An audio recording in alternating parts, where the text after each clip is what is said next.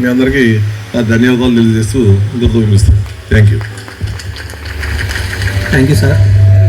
ఇప్పుడు మన హిందీ మేడం గారు ప్రమిళ కుమార్ మేడం గారు మాట్లాడుతున్నారు.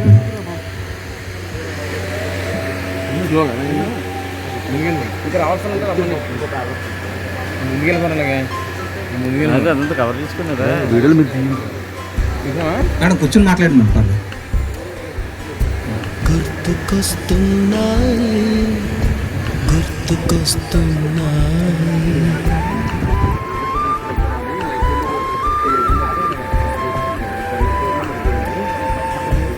ఎదలోతులో ఏ మూలనో నిదురించు జ్ఞాపకాలు నిద్రలేస్తున్నాయి, గుర్తుకొస్తున్నాయి, గుర్తుకొస్తున్నాయి.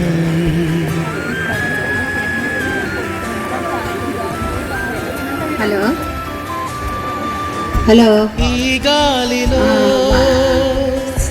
ఏ సభకు మేరే ప్రణామ్.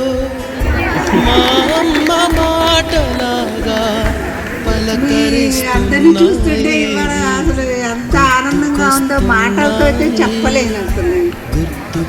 అసలు ఒక్కొక్కళ్ళు చక్కగా వచ్చి మంచిగా రిసీవ్ చేసుకున్నారు. చక్కగా మీరు అందరూ అభివృద్ధిలోకి వచ్చారు. అసలు ఎంత ఆనందంగా ఉందో చెప్పలేను.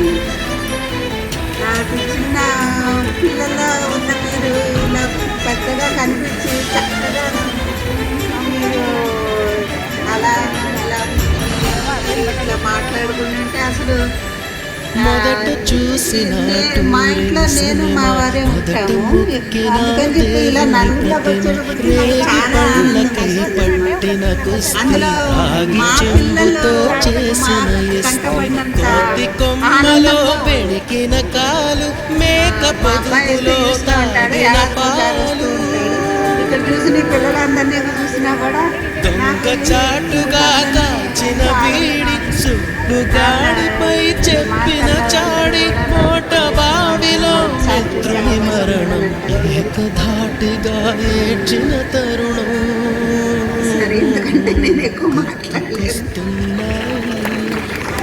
మేడం గారు అంటే బాయ్స్కి ఇష్టం, ఎందుకంటే మిగతా టీచర్లు అందరూ గర్ల్స్ని మెచ్చుకొని బాయ్స్ని తిట్టేవారు. సో హిందీ మేడం గారు మాత్రం బాయ్స్ని మెచ్చుకొని గర్ల్స్ని తిట్టేవారు. సో నేను ఆ రకంగా మేడం గారిని బాగా ఎక్కువ ఇష్టపడేవాడిని. గొడవలారని తిట్టేది మేడం గారు. మీకు అందుకే బాయ్స్ అంటే హిందీ మేడం గారు అంటే చాలా ఇష్టం. Thank you madam. ఇప్పుడు మన సెకండ్ మేడం గారు మాట్లాడుతున్నాం.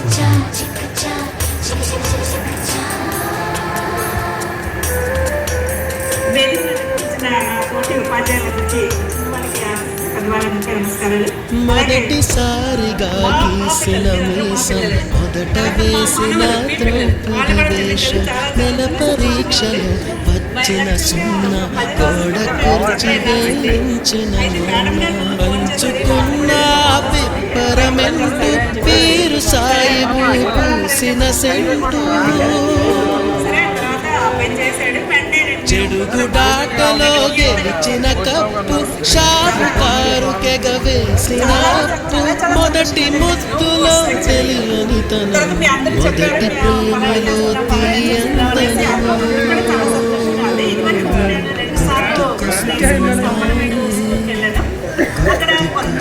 కొంతమంది 20% బాగా సెటిల్ అయ్యారు.